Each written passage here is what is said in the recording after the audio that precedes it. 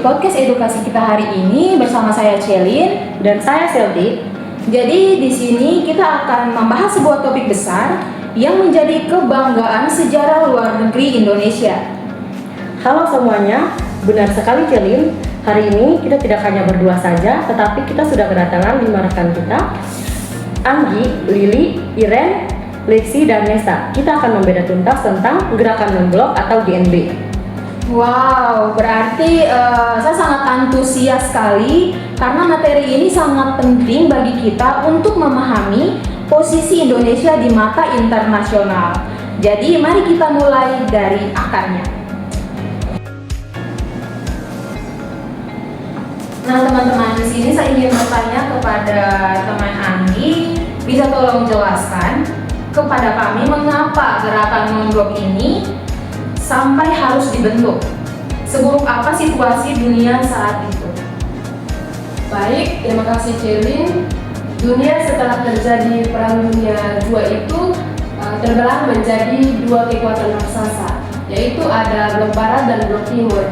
Blok Barat itu dipimpin oleh Amerika Serikat, sedangkan Blok Timur dipimpin oleh Uni Soviet. Persaingan ideologi mereka ini sangat tajam sehingga menimbulkan ketegangan global yang kita kenal dengan Perang Dingin. Jadi negara-negara kecil merasa terancam ya? Benar sekali Selvi.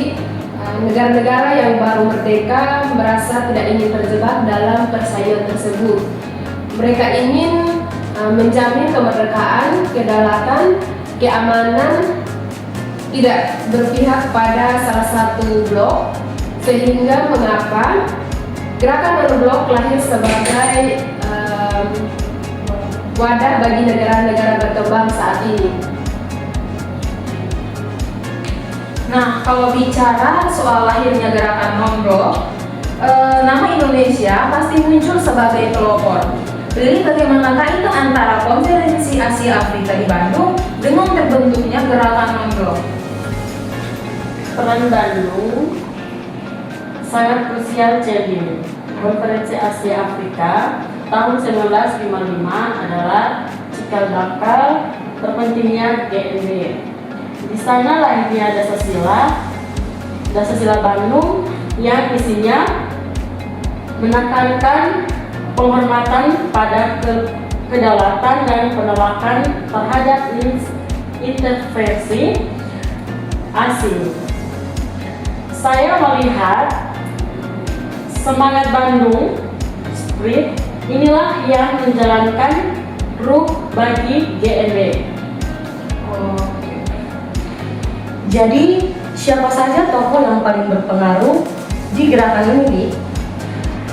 Ada 5 tokoh utama yang sering disebutkan sebagai arsiteknya.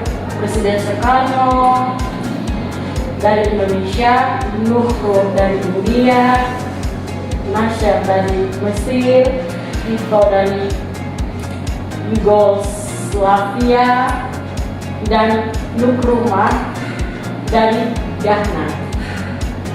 Mereka sepakat bahwa kita harus memiliki politik yang independen. Oh, posisi politik yang independen. Iya, gitu.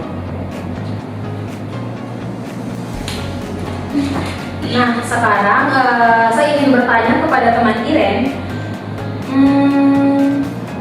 Dan saya juga ingin lebih tahu lebih dalam mengenai peran spesifik Indonesia. Apa saja yang sudah Indonesia berikan untuk gerakan ini? Nah, Indonesia sendiri berperan sebagai arsitek ideologi Celin. Melalui politik luar negeri bebas aktif, saya melihat bahwa Indonesia ini tidak hanya diam, tetapi mereka juga fokus untuk mengusahakan perdamaian. Nah, salah satu pencapaian besarnya adalah pada saat Indonesia menjadi tuan rumah konferensi tingkat tinggi yang dilaksanakan di Jakarta pada tanggal 10 sekitar tahun 1992. Oh, jadi seperti itu Iren. Jadi pertanyaan saya, apa yang berbeda dari konferensi tingkat tinggi Jakarta tersebut? Nah, pada saat itu Selvi, Indonesia berhasil mengorientasi agenda gerakan non-blok, di mana yang pada saat itu masih sangat fokus pada politis, tapi mereka berubah menjadi lebih fokus pada kerjasama, ekonomi, dan pembangunan.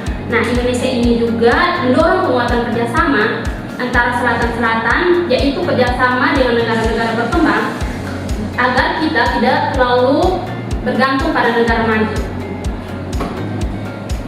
Wow, berarti menarik sekali ya. Selain ekonomi, gerakan non-blok juga vokal dalam isu kemanusiaan. Bagaimana pendapat teman Lexi mengenai hal itu? Ya, saya sangat setuju dengan teman Iren. Indonesia melalui gerakan non-blok konsisten menyuarakan kritik terhadap ketimpangan global. Selain itu, gerakan non-blok adalah wadah perjuangan melawan rasisme seperti politik di Afrika Selatan. Dan tentu saja dukungan penuh terhadap kemerdekaan Palestina yang masih kita perjuangkan sampai saat ini. Wow, jadi GNB ini seperti pelindung bagi negara-negara yang tertindas ya? Ya, bisa dikatakan begitu. Gerakan non-blok sebagai kolektif bergaini plafon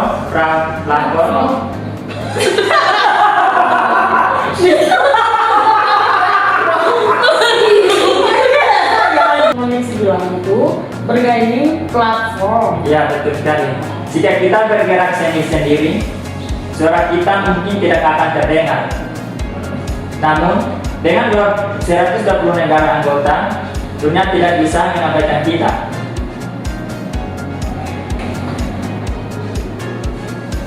Terakhir saya ingin bertanya kepada teman Nesta, di era modern yang sudah tidak ada perang dingin secara resmi, apakah gerakan non-blok ini masih berguna?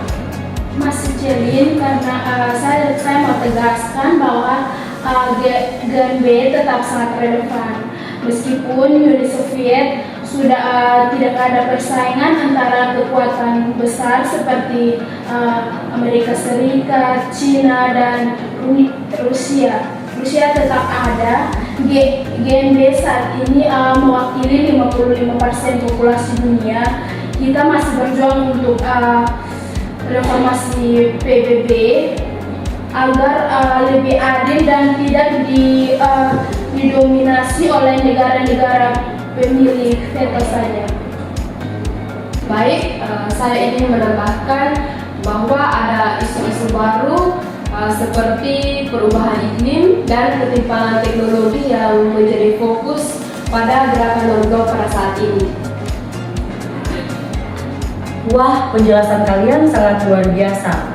Saya jadi paham bahwa Indonesia bukan hanya sekedar anggota saja, tapi pilar utama dari gerakan non-blok ini.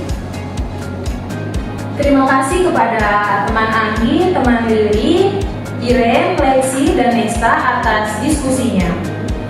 Jadi kesimpulan saya hari ini adalah politik bebas aktif Indonesia melalui gerakan non-blok adalah kunci bagi kita untuk tetap berdaulat di tengah persaingan dunia.